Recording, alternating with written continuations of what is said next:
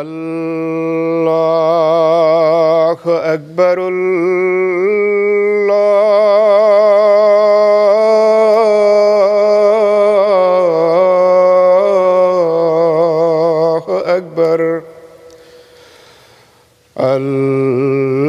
الله أكبر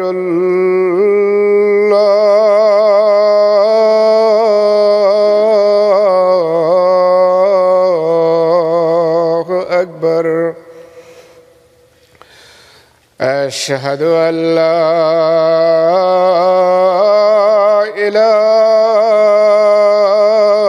إله إلا الله أشهد أن لا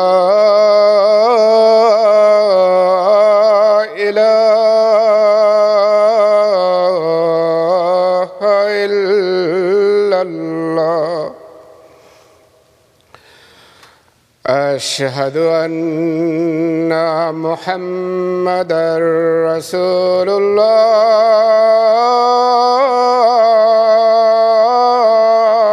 الله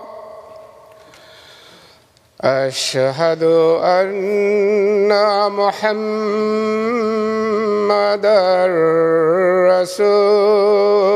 رسول الله حي على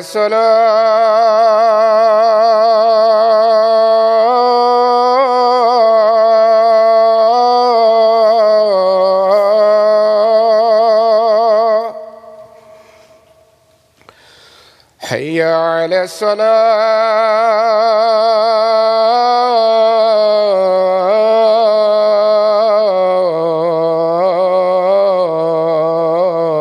الصلاة حي على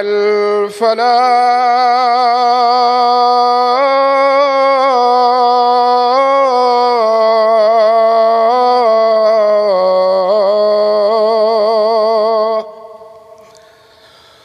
حي على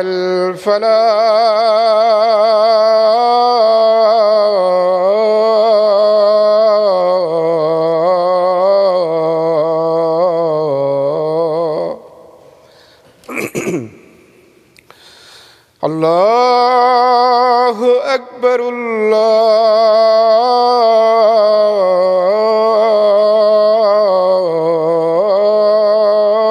الله أكبر لا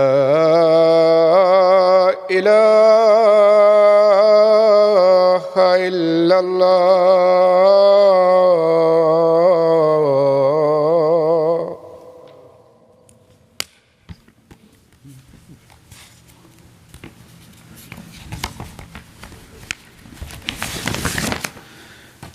السلام عليكم ورحمة الله.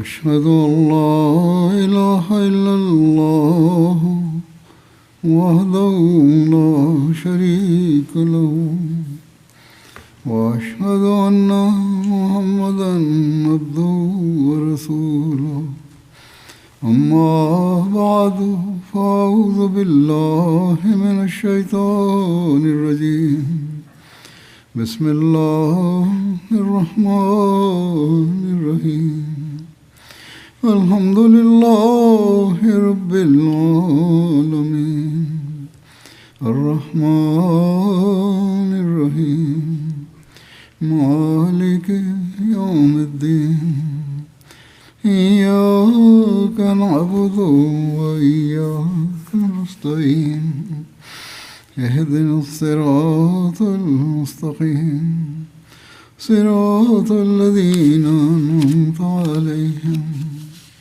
غير المغضوب عليهم ولا الضالين. Gambaran mengikuti secara sepenuhnya suri teladan Rasulullah SAW di zaman ini adalah kita saksikan pada diri hamba beliau yang sejati, Hazrat Masih Maud dan Mahdi Mau'ud alaihissalam. Tentang ibadah Rasulullah SAW, dan berkenaan dengan hal ini, nasihat-nasihat beliau SAW kepada para pengikut beliau tentang cara beribadah dan cara berzikir kepada Allah. Peristiwa-peristiwa tentang ini telah diuraikan dalam khutbah-khutbah sebelumnya. Hari ini saya akan menguraikan peristiwa-peristiwa Hazrat Masih Maud alaihissalam yang beliau lakukan dalam mengikuti junjungan beliau SAW dan yang telah sampai kepada kita. Hazrat Mirza Bashir Ahmad Sahib meriwayatkan, Mirza Muhammad Din Sahib dari Langrowal, Gurdaspur menulis, sejak masa kanak-kanak, saya menyaksikan Hazrat Masih Maud alaihissalam, dan pertama kali saya melihat beliau di masa kehidupan Mirza Ghulam Murtaza Sahib ketika saya masih anak-anak. Kebiasaan beliau ialah setelah solat Isya, beliau tidur dengan cepat dan kemudian bangun untuk tahajud sekitar pukul 1. Setelah melaksanakan solat tahajud, beliau terus membaca Al-Quran. Kemudian ketika azan subuh dikumandangkan, beliau melaksanakan solat sunnah di rumah lalu pergi ke masjid untuk solat dan melaksanakan solat berjamaah. Kadang-kadang beliau sendiri yang mengimami solat dan kadang-kadang Mia Jan Muhammad, imam masjid, yang mengimami solat. Setelah pulang dari solat, beliau tidur sebentar. Saya tidak pernah melihat beliau melaksanakan solat sunnah di masjid. Beliau melaksanakannya di rumah. Hazrat Masih Maud alaihissalam bersabda mengenai ibadah beliau, yakni bagaimana Allah Ta'ala telah memberikan kepada beliau kekuatan untuk beribadah. Tetapi beliau bersabda, ini tidak untuk setiap orang, bahwa seseorang melakukannya dengan cara seperti itu dan melakukannya melebihi kemampuannya. Karena beliau alaihissalam bersabda, Allah Ta'ala telah memberikan kepadaku suatu kekuatan yang khusus. Bagaimanapun, gambaran tentang keadaan beliau yang telah dilukiskan adalah sebagai berikut.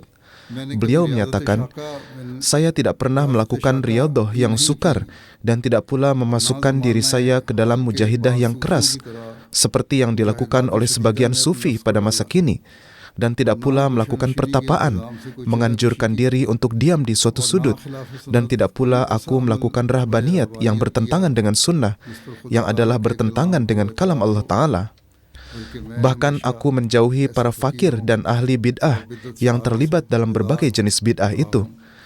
Kemudian beliau bersabda, ya, pada zaman ayahanda saya, ketika masa wafat beliau sudah sangat dekat, sekali secara kebetulan terjadi bahwa seorang pria tua yang suci wajahnya menampakkan dirinya kepada saya dalam mimpi, dan ia menyebutkan bahwa berpuasa untuk beberapa masa adalah sunnah keluarga para nabi untuk menyambut nur-nur samawi, yakni berpuasa untuk menyambut nur-nur samawi Allah Ta'ala juga adalah sunnah keluarga para nabi. Allah Ta'ala telah memberitahu kepada beliau secara isyarah dalam mimpi bahwa Allah Ta'ala akan menganugerahkan kedudukan mulia ini kepada beliau. Bagaimanapun beliau menyatakan tentang hal ini, saya melaksanakan ini, sunnah ahlul bait para nabi, maka saya menganjurkan diri saya untuk melakukan puasa secara terus-menerus untuk beberapa waktu. Tetapi bersamaan dengan itu saya juga berpikir bahwa adalah lebih baik untuk melaksanakan hal ini tanpa diketahui orang lain. Oleh karena itu, saya menempuh cara ini, yakni meminta agar makanan saya dibawa dari rumah ke kamar duduk pria. Kemudian makanan itu secara diam-diam saya berikan kepada beberapa anak yatim yang telah saya mintakan sebelumnya untuk datang pada waktunya. Dan dengan cara ini, saya berpuasa sepanjang hari. Dan selain Allah Ta'ala, tidak ada siapapun yang mengetahui tentang puasa-puasa ini. Kemudian, setelah 2-3 minggu, saya menyadari bahwa dengan berpuasa seperti ini, dengan hanya memakan roti sekali hingga kenyang, ini tidak memberikan kesukaran sedikit pun kepada saya. Maka dari itu adalah lebih baik agar saya mengurangi sedikit makanan. Maka dari itu, saya mulai terus mengurangi makanan dari hari itu, sehingga saya cukup dengan hanya 1 roti saja untuk sepanjang siang dan malam. Dan dengan cara yang sama, saya terus mengurangi makanan, sehingga mungkin hanya beberapa kerat roti saja setelah berbuka yang menjadi makanan saya. Untuk waktu 24 jam hanya sedikit saja roti. Kemungkinan 8 atau 9 bulan saya melakukan hal demikian.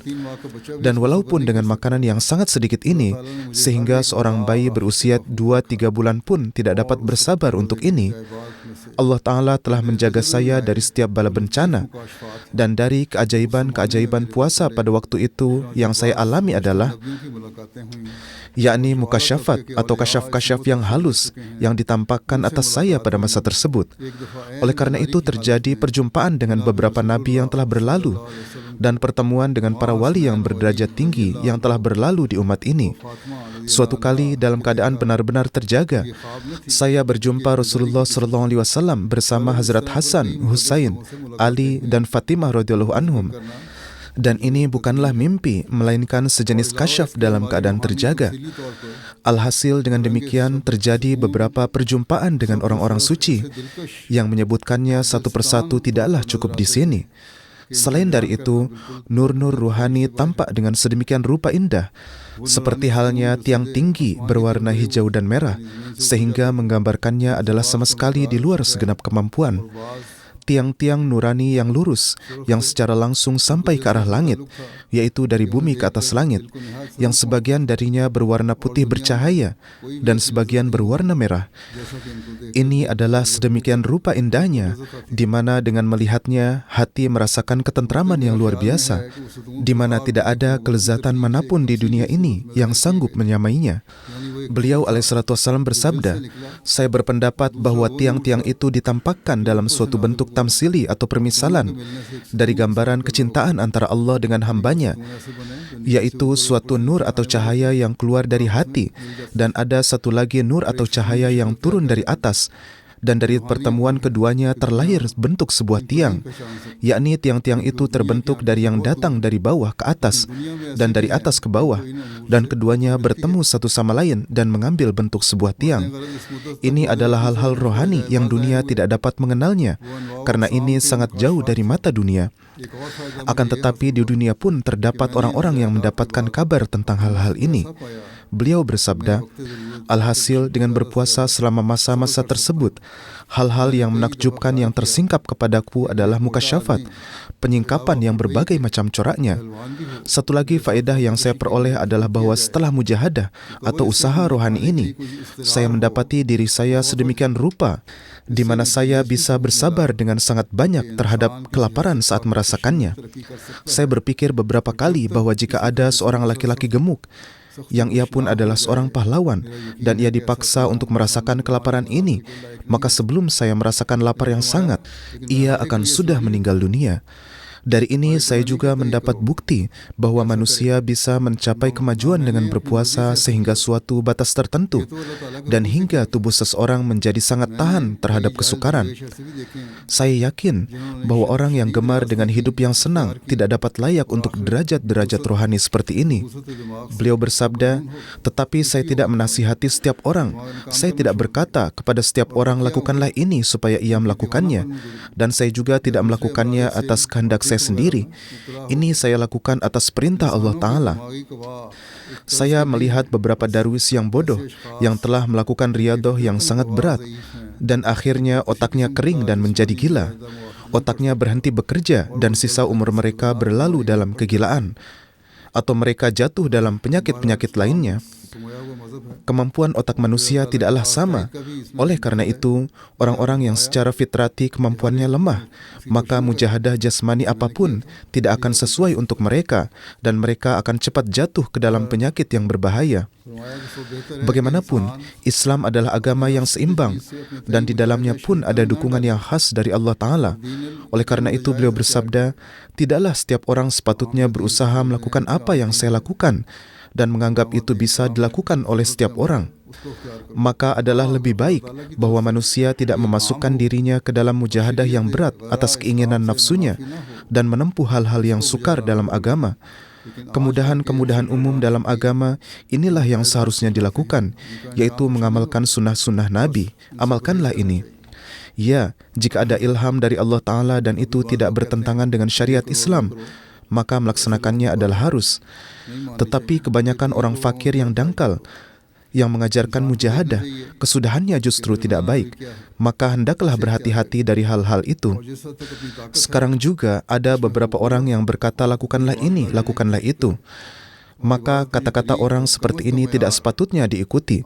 Bahkan ini pun ada dalam acara-acara TV pada dewasa ini. Manusia harus melihat apakah jalan pertengahan itu dan mengambilnya, dan sejauh mana kemampuannya berusaha memenuhi hukukullah dan hukukul ibad. Perlahan-lahan kemajuan juga akan terjadi, tetapi bagaimanapun Islam telah melarang untuk meletakkan diri dalam kesulitan yang tanpa sebab. Tentang bagaimana keadaan beliau alaihissalam sejak kecil, dalam satu riwayat disebutkan, misteri fakir Muhammad Sahib berkata, bapak saya yang namanya Jiwa biasa menceritakan bahwa Mirza Sahib suatu ketika terjatuh dari atap dan mengalami cedera yang parah. Kami mendapat kabar bahwa Mirza Sahib terjatuh dari atap. Kami pergi mencari tahu kabar beliau. Ketika beliau sadar, beliau bertanya, apakah waktu solat telah tiba atau belum? Jadi begitu besar kecintaan beliau terhadap solat. Mirza Bashir Ahmad Sahib menyebutkan riwayat dari Hazrat Dr. Mir Muhammad Ismail Sahib. Tahun 1895, ketika secara kebetulan bulan Ramadan dilalui di Kadian, saya menunaikan solat tahajud yaitu tarawih di belakang Hazrat Sahib sepanjang bulan tersebut.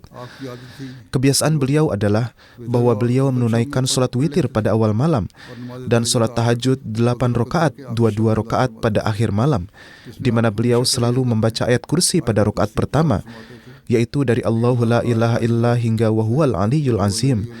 Dan pada rakaat kedua beliau membaca surat Al-Ikhlas, dan di ruku dan sujud membaca Ya Hayyu Ya Qayyum birahmatika astaghis. Beliau membaca dengan suara yang dapat saya dengar, yaitu beliau membaca dengan perlahan. Juga beliau selalu makan sahur setelah solat tahajud, dan beliau mengakhirkannya sedemikian rupa sehingga kadang-kadang azan berkumandang saat beliau sedang makan, dan beliau kadang-kadang terus makan hingga azan selesai. Hazrat Mirza Bashir Ahmad Sahib menulis, sebenarnya masalahnya adalah selagi fajar sadik belum muncul dari ufuk timur, makan sahur adalah diperbolehkan. Ini tidak ada kaitan dengan azan, karena waktu azan subuh itu sendiri ditetapkan pada kemunculan fajar sadik. Oleh karena itu, orang-orang secara umum menganggap berkumandangnya azan sebagai berakhirnya waktu sahur. Beliau memberikan contoh bahwa karena di Kadian azan subuh dikumandangkan tepat ketika fajar sadik mulai terbit, dan ada kemungkinan bahwa terkadang karena kesalahan atau kurang hati-hati, azan itu dikumandangkan sedikit lebih awal dari waktunya. Maka dalam keadaan demikian, Hazrat Masih Maud alaihissalatu wassalam terkadang tidak terlalu memperhatikan azan dan melakukan sahur hingga fajar sadik benar-benar jelas kelihatan. Dan sesungguhnya, maksud syariat dalam hal ini juga bukanlah bahwa apabila secara ilmiah dan perhitungan fajar sadik sudah tiba, lalu serta-merta makan harus dihentikan, melainkan maksudnya adalah apabila cahaya putih subuh telah nyata pada pandangan orang-orang, maka pada waktu itulah makan harus ditinggalkan. Oleh karena itu, kata tabayyana menunjukkan pada hal ini. Dalam hadis juga tertera, Rasulullah SAW bersabda, janganlah meninggalkan sahur karena azan Bilal, melainkan teruslah makan dan minum hingga azan Ibnu Maktum, karena Ibnu Maktum adalah buta, dan ia tidak mengumandangkan azan sebelum banyak orang yang mengatakan bahwa pagi telah tiba. Bagaimanapun, pada zaman sekarang ini keadaan sudah semakin modern, dan dengan peralatan yang canggih, waktu yang tepat untuk fajar sadik juga dapat diketahui. Oleh karena itu, secara umum, batas waktu azan telah ditetapkan. Usaha yang dilakukan adalah agar azan dikumandangkan pada waktu yang tepat.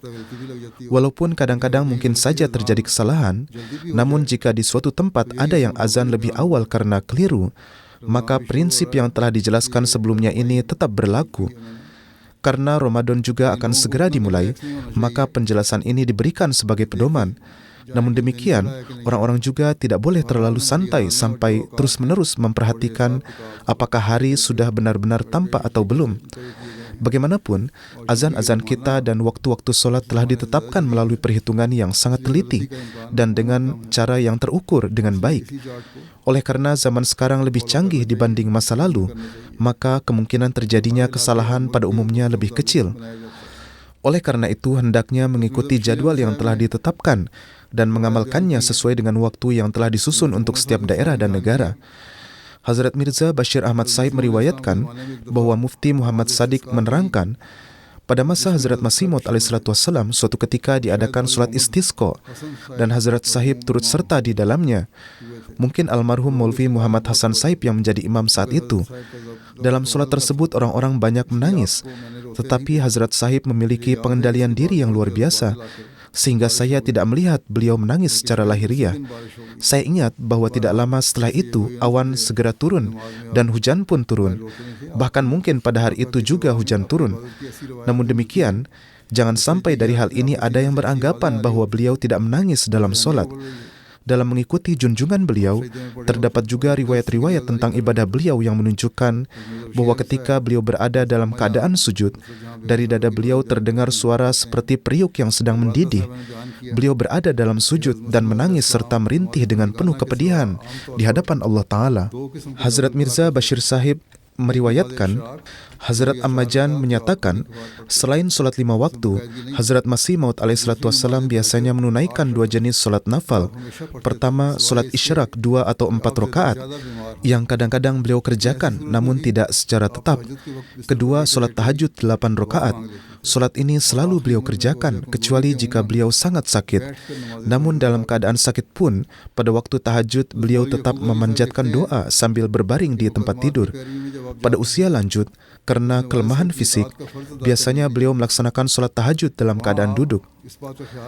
Hazrat Maulvi Yaqub Ali Sahib menulis, ketika beliau pergi untuk mengikuti urusan perkara di pengadilan, di sana pun beliau sangat menjaga agar selama proses perkara tidak ada satupun solat yang terlewatkan, dan beliau tidak pernah mengqada solat.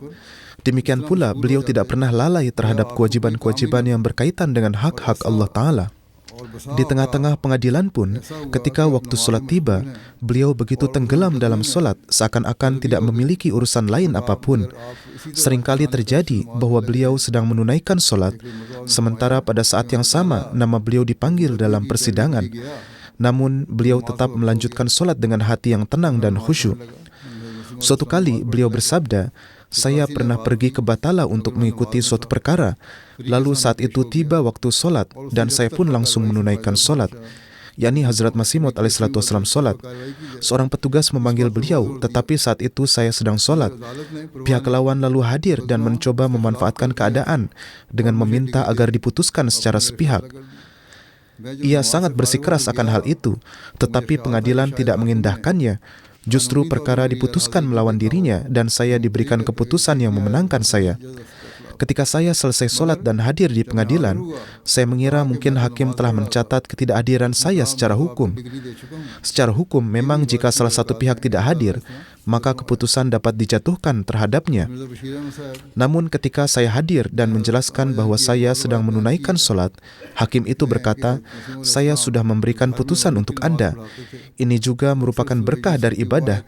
Hazrat Mirza Bashir Ahmad meriwayatkan, Hazrat Ammajan menulis, ketika Hazrat Masih Maud alaihissalam mengimami solat maghrib di rumah, beliau sering membaca ayat dari surat Yusuf yang mengandung kata-kata, Innama ashku bathi wa huzni ilallah. Sesungguhnya aku hanya mengadukan kesusahan dan kesedihanku kepada Allah. Hazrat Mirza Bashir Ahmad Sahib menuturkan, perlu saya sampaikan, suara Hazrat Masih Maud alaihissalam penuh dengan keharuan dan keperihan, dan bacaan beliau memiliki irama yang indah serta menyentuh hati. Demikian pula, Mirza Muhammaddin Sahib menerangkan, beliau menunaikan sholat fardu di masjid, sedangkan sholat sunnah dan nawafil biasanya beliau kerjakan di rumah. Setelah sholat isya, beliau tidur, lalu bangun pada pertengahan malam untuk menunaikan sholat nafal, tahajud. Setelah itu beliau membaca Al-Quran. Beliau menyalakan lampu minyak tanah dan terus membaca Al-Quran hingga sholat subuh. Seorang penulis menyatakan, Hazrat Masih Maud alaihissalam memiliki kecintaan yang mendalam terhadap Al-Quran dan sunnah Rasulullah SAW. Dan semua ibadah beliau tidak pernah melebihi batas-batas yang ditetapkan dalam Al-Quran dan sunnah. Selain sholat 5 waktu, beliau sangat tekun dalam sholat tahajud. Beliau terkadang juga menunaikan sholat isyraq, tetapi kecintaan terbesar beliau adalah pada sholat tahajud. Dalam sholat, perhatian beliau kepada Allah begitu mendalam, sehingga seolah-olah beliau berada di dunia lain. Saat tahajud, beliau membaca surat Al-Fatihah dengan penuh perhatian dan khusyuk, dan beliau banyak berdoa. Beliau bersabda, suatu kali saat berdoa dan sholat, namun belum mendapat kekhusyukan kalbu, maka saya pun bermaksud keluar untuk sholat di hutan. Akan tetapi di tengah jalan, di pasar, ada seorang Hindu yang berkata ke temannya, di waktu malam, kami sudah minum 1 botol, tetapi belum mabuk juga. Oleh karena itu, kami minum botol kedua. Ketika masih belum mabuk juga, maka kami pun minum botol yang ketiga. Jadi ia terus meminumnya hingga merasa mabuk. Beliau bersabda, saya berpikir saya pun akan sholat berkali-kali hingga saya meraih mabuk rohani. Hal ini tentu saja tidak untuk sholat fardu. Beliau menyebutkan ini tentang sholat nawafil. Beliau bersabda, saya akan berkali-kali melakukannya hingga mabuk, yakni hati merasakan ketentraman. Selain sholat, yang pasti beliau lakukan adalah tilawat Al-Quran, sholawat dan istighfar. Beliau memiliki kecintaan yang mendalam terhadap Al-Quran, membacanya siang dan malam, sambil duduk, sambil berjalan, dan bahkan sambil berlinang air mata. Ini telah saya sampaikan sebelumnya, bahwa jika di sholat beliau tidak menangis, bukanlah berarti beliau tidak menangis dalam sholat. Beliau tetap banyak menangis, karena bahkan dengan membaca Al-Quran saja beliau langsung terharu. Beliau juga membaca sholawat dengan sangat banyak dan dengan penuh perenungan. Beliau membacanya dengan penuh keperihan, hingga terkadang diiringi dengan tangisan. Suatu ketika saat beliau menyebutkan tentang sholat isyraq, beliau bersabda, di sini disebutkan juga tentang khasiat madu dan apa hubungannya dengan penyakit diabetes. Apakah sebaiknya meminum madu atau tidak? Beliau bersabda, saya pernah sangat kesulitan karena diabetes. Dokter memperingatkan bahwa makanan manis berbahaya bagi penderita diabetes. Saat itu saya berpikir bahwa gula yang dijual di pasar biasanya dibuat oleh orang-orang yang fasik, jadi wajar saja jika berbahaya. Namun madu itu berbeda, itu diberikan oleh Allah Ta'ala melalui wahyu, sehingga khasiatnya akan berbeda dari gula biasa. Dibandingkan dengan semua yang manis, dikhususkan untuknya bahwa ini adalah syifa'un linnas, penyembuh untuk manusia. Jadi kekhususan ini adalah dalil kemanfaatannya. Dan karena ini tercipta melalui wahyu, maka zat yang diambil oleh lebah dari bunga pasti adalah bermanfaat. Dengan pemikiran ini, maka saya pun melarutkan madu dan meminumnya. Maka beberapa saat kemudian, saya merasa ini sangat berkhasiat bagi saya, dan saya lantas sanggup untuk berjalan dengan mudah. Sebelumnya saya merasakan kelemahan yang sangat karena penyakit gula ini. Kemudian setelah itu saya mengajak orang-orang di rumah untuk pergi ke taman, dan saya pun sholat isyraq sebanyak 10 rakaat di sana. Hazrat Mufti Muhammad Sadiq Sahib menuturkan, suatu kali terjadi gempa bumi yang sangat hebat. Semua rumah dan benda berguncang. Orang-orang panik dan ketakutan. Saat itu, keadaan Hazrat Masih Maud alaihissalam sungguh menakjubkan.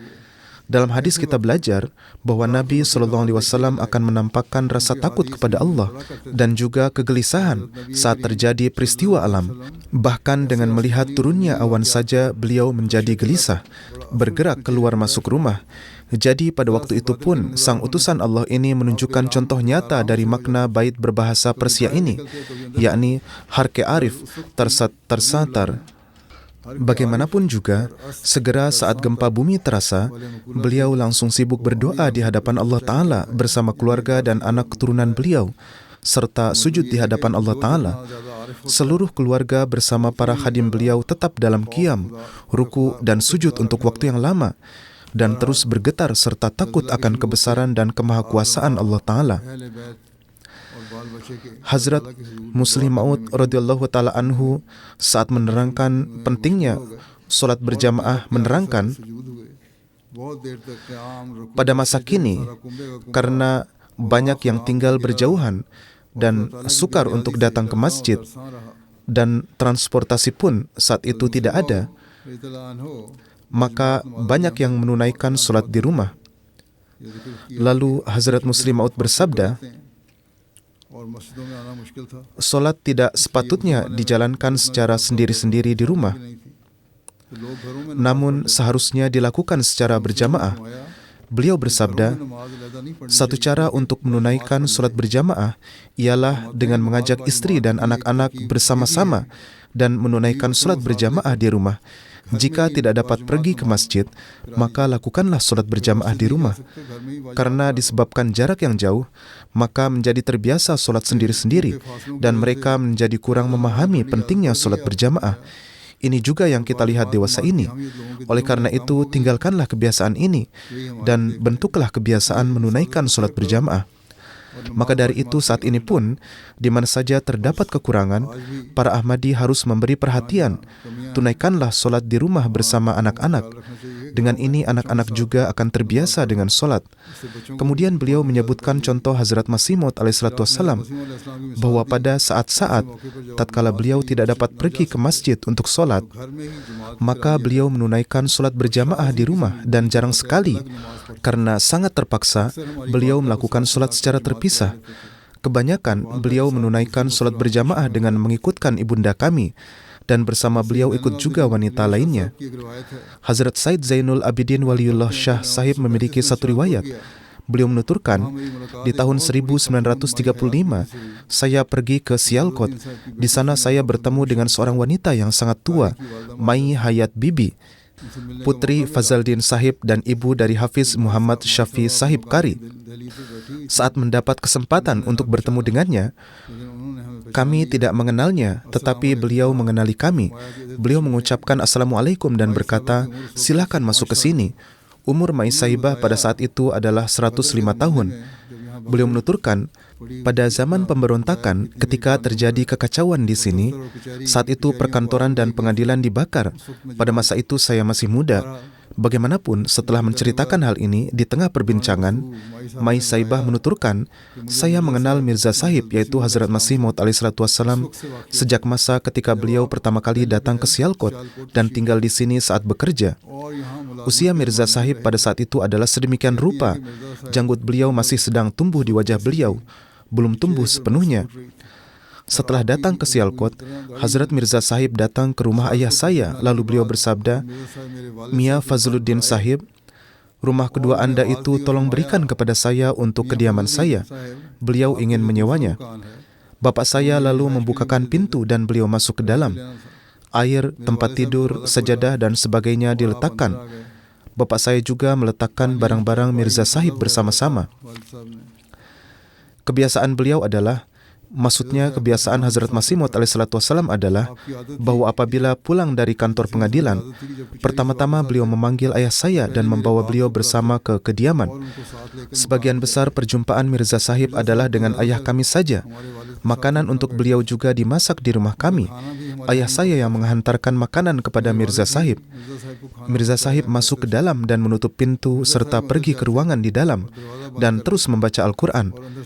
Ayah saya sering memberitahu bahwa Mirza Sahib saat membaca Al-Quran suci kadang-kadang tersungkur dalam sujud dan melakukan sujud yang panjang-panjang dan menangis hingga tanah menjadi basah. Mai Sahibah saat menceritakan hal-hal mengenai Hazrat Masih Maud alaihissalatu wassalam berulang kali berkata, saya korbankan diri saya atas nama beliau. Keterangan ini beliau berikan di hadapan putra Hazrat Masih Maud alaihissalatu wassalam. Hazrat Syekh Yaqub Ali Sahib Irfani menyebutkan satu riwayat dari Maulvi Mir Hasan Sahib yang merupakan guru Dr. Allamah Iqbal Sahib. Hazrat Mirza Sahib dahulu tinggal dengan menyewa rumah seorang Kashmiri bernama Umrah di Muhalla Kashmiri yang sangat dekat dengan rumah saya. Ketika beliau pulang dari pengadilan, beliau sibuk dengan tilawat Al-Quran. Beliau melakukan tilawat dalam keadaan duduk, berdiri, dan berjalan, serta dengan tangisan dan keperihan. Beliau melakukan tilawat dengan penuh perhatian dan khusyuk, sedemikian rupa sehingga tidak ada bandingannya. Kemudian menulis, sebagaimana kebiasaan di masa itu, orang-orang yang mempunyai perkara di pengadilan dan ingin memohon bantuan datang kepada beliau. Seperti halnya orang-orang yang datang kepada pegawai-pegawai pengadilan supaya kasus mereka diputuskan agar memenangkan mereka. Dan inilah kebiasaan banyak orang. Mereka pergi kepada orang yang bekerja di pengadilan untuk memohon bantuan, sehingga banyak orang yang datang. Kakak sulung dari tuan rumah itu adalah Fazaldin Sahib, yang secara umumnya dipandang dengan penuh hormat di tengah masyarakat di sana. Pada suatu ketika, setelah melihat banyak orang yang duduk di dekat beliau di pengadilan, Hazrat Masih Maud alaihissalam memanggil Mia Fazaldin dan bersabda, "Mia Fazaldin, tolong beritahu orang-orang ini supaya jangan datang ke sini. Jangan sampai mereka menyia-nyiakan waktu mereka, dan jangan juga mereka menyia-nyiakan waktu saya. Saya tidak dapat melakukan apa-apa. Saya bukanlah hakim. Sebanyak apapun pekerjaan yang berkaitan dengan saya akan tuntaskan di kantor pengadilan saja." Oleh karena itu, Mia Fazaldin menerangkan kepada orang-orang itu dan menyuruh mereka pulang. Munshi Abdul Wahid Sahib, seorang non-Ahmadi dari Patiala, menyebutkan tentang tilawat Al-Quran beliau. Huzur alaihissalam pada usia 14-15 tahun, beliau sepanjang hari membaca Al-Quran dan seringkali menulis catatan di tepi halaman. Hazrat Muslim Maud radhiyallahu ta'ala anhu menulis tentang Hazrat Masih Maud alaihissalam. Beliau sejak zaman muda, di masa kehidupan ayahanda beliau menyaksikan sendiri kehidupan yang begitu pahit, sehingga tabiat beliau menjadi dingin dari dunia. Dan ketika beliau masih sangat kecil, pada masa itu juga semua keinginan beliau tertuju pada pencapaian keridhaan Allah Ta'ala. Penulis sirat kehidupan beliau, Syekh Yaqub Ali Sahib, menulis suatu peristiwa yang aneh berkaitan dengan zaman awal beliau.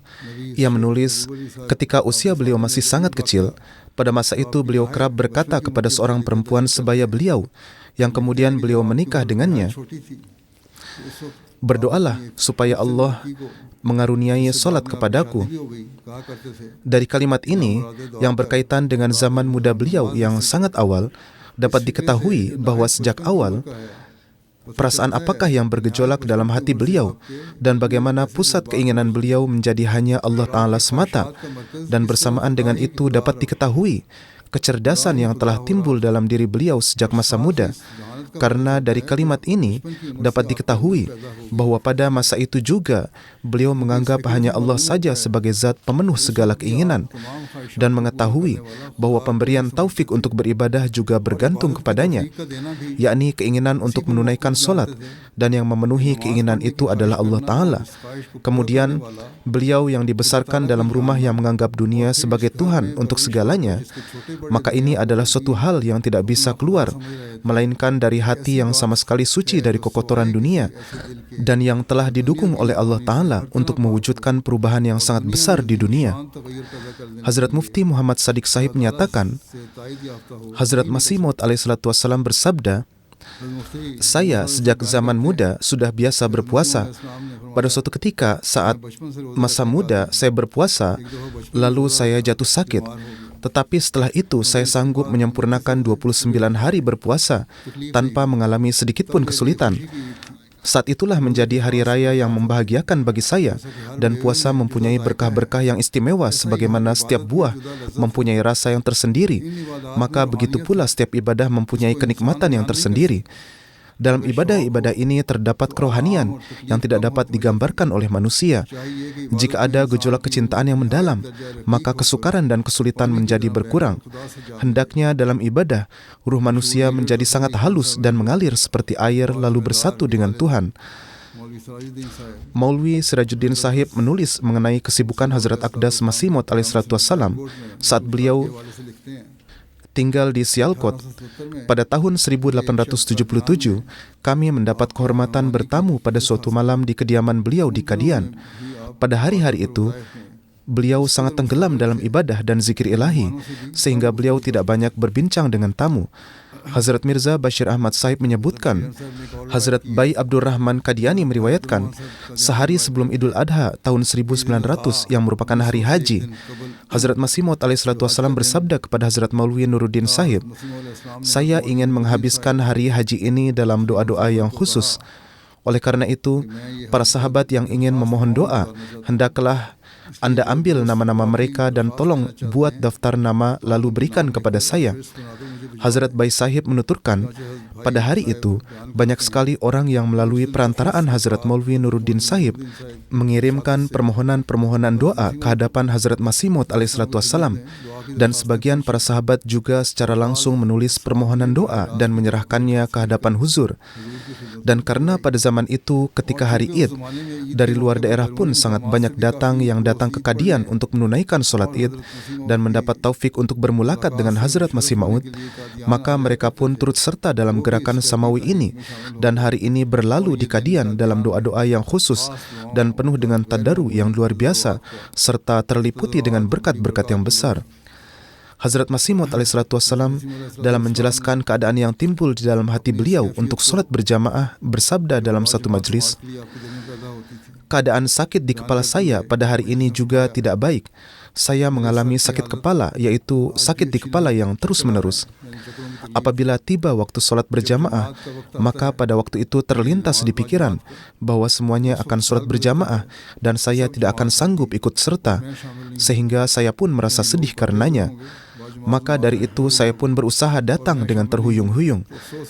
Hari ini juga kepala saya sakit, tetapi bagaimanapun dengan cara tertentu saya meskipun terhuyung-huyung, tetapi akhirnya sampai juga ke masjid. Bagaimanapun dengan berusaha sekuat tenaga, akhirnya saya tiba di masjid.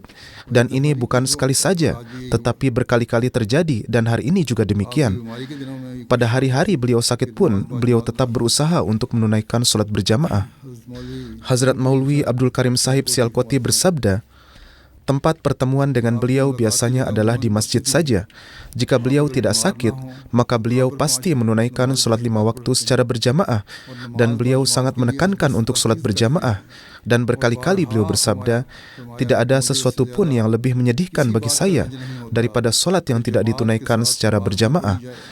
Maulwi Sahib selanjutnya menulis, saya ingat pada hari-hari ketika orang-orang yang datang berjumpa dengan beliau masih sedikit. Beliau menunjukkan hasrat yang besar bahwa sekiranya ada jemaah sendiri yang secara bersama-sama dapat menunaikan sholat 5 waktu. Beliau bersabda, saya sibuk berdoa dan berharap Allah Ta'ala akan mengabulkan doa saya. Kini beliau menulis, saat ini dengan karunia Allah, jumlah orang yang menunaikan sholat adalah 80 hingga 90 orang. Dewasa ini dengan karunia Allah Ta'ala, kita juga memiliki masjid di setiap negara. Oleh karena itu, kita harus berusaha untuk memakmurkan masjid kita pada kelima waktu sholat dengan berusaha menunaikan setiap sholat secara berjamaah. Maulwi Sahib menulis, setelah menunaikan kewajiban sholat, beliau segera masuk ke dalam dan sibuk dalam pekerjaan penulisan. Kemudian setelah sholat maghrib, beliau duduk di masjid dan beliau juga makan di situ bersama-sama para sahabat. Dan setelah menunaikan sholat Isya, beliau masuk ke dalam. Hazrat Abdus Sattar menyatakan, sebelum pendakwaan diri Hazrat Sahib, ketika Masjid Mubarak masih kecil, Hazrat Masih Maud alaihissalam mengimami sholat-sholat. Kami hanya bertiga yang menunaikan sholat bersama-sama, Mia Gulab, Abdus Sattar, dan Mia Jan Muhammad Sahib yang menjadi makmum. Cara Hazrat Sahib mengimami sholat, saya mengetahuinya. Setiap sholat beliau laksanakan pada waktunya dengan penuh kerendahan hati, ketundukan, dan keperihan, sebagaimana halnya seorang anak yang menangis-nangis memohon sesuatu di hadapan ibu bapaknya. Sholat yang sedemikian memberi kesan yang sangat mendalam pada hati kami para makmum. Inilah pelajaran pertama yang kami peroleh. Apabila Hazrat Sahib selesai menunaikan sholat dan duduk, kami memandang ke arah wajah beliau yang bercahaya dan sangat memikat hati kami. Pir Sirajul Haq Sahib Nu'mani menyatakan, sholat jenazah yang diimami oleh Hazrat Aqdas alaihissalam, subhanallah, subhanallah, betapa sempurnanya dan sesuai dengan sunnah. saat beliau mengimaminya. Ratusan kali hamba yang hina ini berkesempatan hadir dalam solat jenazah hadir yang beliau imami dan menunaikan solat di belakang beliau. Disebutkan pada suatu ketika Mia Jan Muhammad almarhum Al-Maghfur Qadiani wafat, maka Hazrat Aqdas alaihissalatu wassalam turut bersama dengan jenazah. Almarhum ini adalah termasuk di antara sahabat beliau yang sangat setia dan rela berkorban. Hazrat Aqdas Masih Maud alaihissalatu wassalam juga sangat mencintai Mia Jan Muhammad almarhum. Hazrat Aqdas alaihissalatu wassalam betapapun sibuknya, namun tatkala jenazah almarhum datang, beliau lantas meninggalkan semua pekerjaan dan menemui almarhum.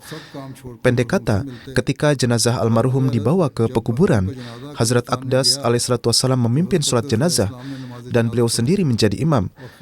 Sholat itu berlangsung begitu lama sehingga kaki-kaki kami para makmum yang berdiri mulai terasa sakit dan tangan-tangan yang terlipat mulai terasa nyeri. Tentang orang lain, saya tidak mengetahuinya. Tetapi saya menceritakan keadaan saya sendiri, bahwa keadaan saya menjadi buruk karena lama berdiri dan saya tidak pernah menghadapi keadaan seperti itu sebelumnya. Keadaan saya menjadi buruk karena kami biasa sholat jenazah selesai dalam 2-3 menit. Kemudian saya sadar dan memahami bahwa sholat yang sebenarnya adalah sholat seperti ini. Yakni kemudian saya memperoleh pemahaman yang sebenarnya tentang ibadah. Kemudian saya menjadi teguh dan satu kenikmatan serta kedamaian timbul dan hati ini menghendaki agar solat-solat dipanjangkan lagi. Yakni Hazrat Masih Maud alaihissalatu wassalam pun menanamkan kebiasaan solat kepada sahabat-sahabat beliau, menanamkan kelezatan solat sehingga mereka juga mulai merasakan kenikmatan beribadah. Dan hal ini mereka akui. Kemudian menuturkan, ketika solat jenazah selesai, Hazrat Aqdas alaihissalatu wassalam berjalan menuju rumah. Seorang sahabat berkata, "Huzur, solat berlangsung begitu lama sehingga kami menjadi lelah. Bagaimana pula keadaan Huzur?" Yakni mungkin Anda juga telah lelah. Huzur alaihissalatu wassalam bersabda, "Apa urusan kita dengan kelelahan? Kita sedang berdoa kepada Allah Ta'ala. Apakah orang yang memohon akan menjadi lelah? Orang yang lelah saat memohon maka ia akan tertinggal. Kita adalah yang memohon dan Dia adalah Sang Pemberi. Maka bagaimana bisa kita menjadi lelah? Ketika ada sedikit saja permintaan, maka seorang pemohon tetap teguh berdiri. Maka di hadapan singgasana Zat yang Maha Esa, yang mana diletakkan semua pengharapan, kepadanya kita patuh. Dia bersifat Wahhab. Dia adalah Rahman. Dia adalah Rahim. Dia adalah Malik dan yang mencintai. Maka apakah mungkin seorang akan lelah? Semoga Allah Ta'ala menganugerahkan kepada kita taufik untuk menunaikan solat dengan pemikiran ini.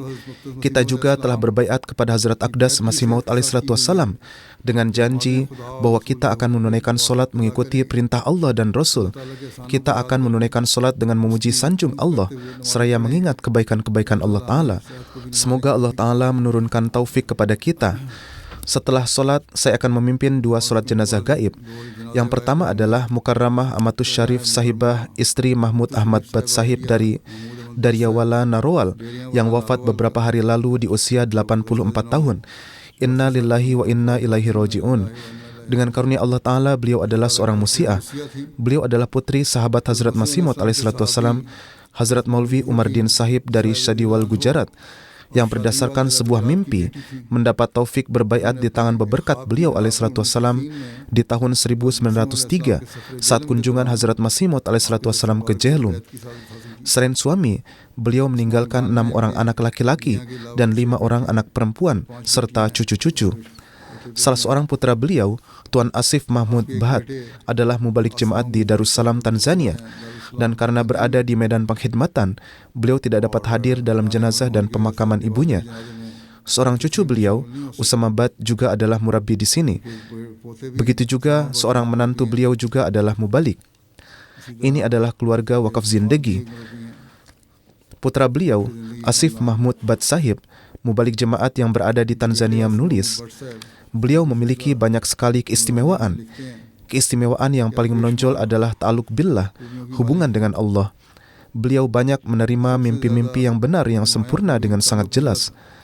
Beliau memiliki kecintaan yang tidak terhingga kepada Al-Quran yang beliau peroleh dari ayahanda beliau yang mulia.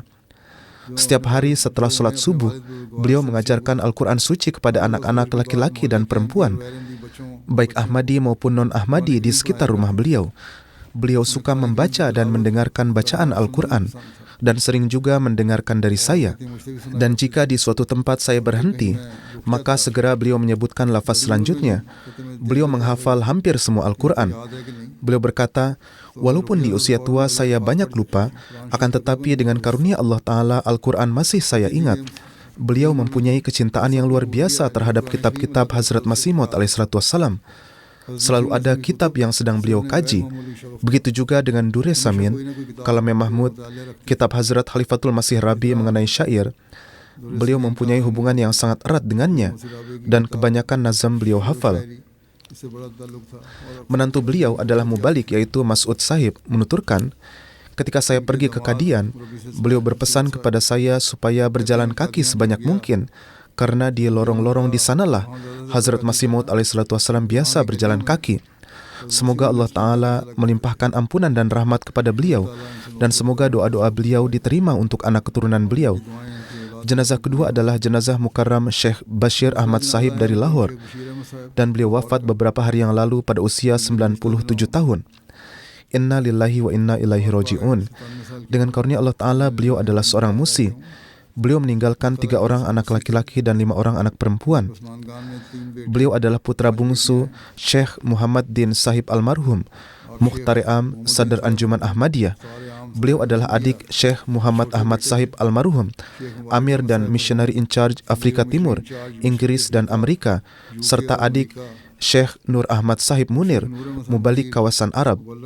Beliau dawam tahajud, puasa dan solat, pengkhidmat tamu dan memiliki akhlak yang tinggi. Beliau adalah pengurus Jemaat Ahmadiyah Lahore yang mukhlis. Beliau adalah pengurus aktif Majlis Amilah Wilayah di bawah Chaudhry Asadullah Khan Sahib dan Chaudhry Hamid Nasrullah Sahib. Beliau juga menjadi ketua jemaat selama lebih dari 20 tahun. Beliau mengkhidmati jemaat dengan cara yang sangat baik, dan beliau menjalankan peranan penting dalam membangun masjid serta pembelian banyak tanah jemaat. Beliau menonjol dalam gerakan-gerakan pengorbanan harta di jemaat, dan beliau juga memberi nasihat kepada anak keturunan beliau mengenai hal ini. Beliau memiliki hubungan kesetiaan yang sangat mendalam dengan khilafat, dan beliau selalu memenuhi hubungan ini serta mengajarkan hal ini kepada anak keturunan beliau. Saya juga telah melihat bahwa beliau adalah seorang yang sangat rendah hati, dan beliau bertemu dengan setiap orang dengan penuh kerendahan hati. Putri beliau, Asifah Saidullah, berkata, setelah sholat subuh, beliau tilawat dengan suara yang sangat indah, dan ini menjadi tarbiyat bagi kami semua anak-anaknya. Demikian juga, seorang putri beliau yang tinggal di sini menuturkan, saat pernikahan saya berlangsung di Rabuah, maka beliau berkata kepada saya, kamu sangat beruntung karena kamu pergi ke Rabuah, pusat jemaat, dan semoga Allah Ta'ala menganugerahkan kepadamu taufik untuk mendidik anak keturunan dengan sebaik-baiknya. Jadi walaupun beliau seorang saudagar, beliau tidak menyebut hal-hal duniawi, tetapi beliau mengajarkan agama kepada anak keturunan beliau. Semoga Allah Ta'ala melimpahkan magfirat dan rahmat kepada beliau, dan semoga Allah memenuhi doa-doa beliau untuk anak keturunan beliau.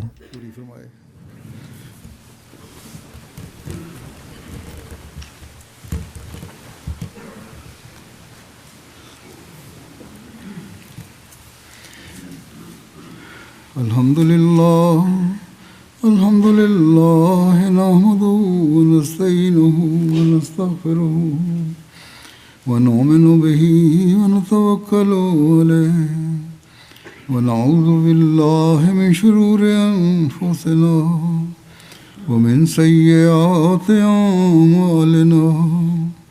Man yahdihillahu fala mudilla lahu ومن يضلله فلا هادي له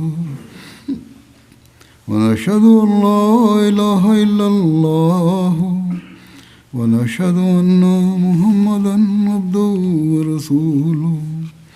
عباد الله رحمكم الله إن الله يأمر بالعدل والإحسان وإيتاء ذي القربى وينهى عن الفحشاء والمنكر والبغي يعظكم لعلكم تذكرون. اذكروا الله يذكركم وادعوه يستجب لكم ولذكر الله أكبر.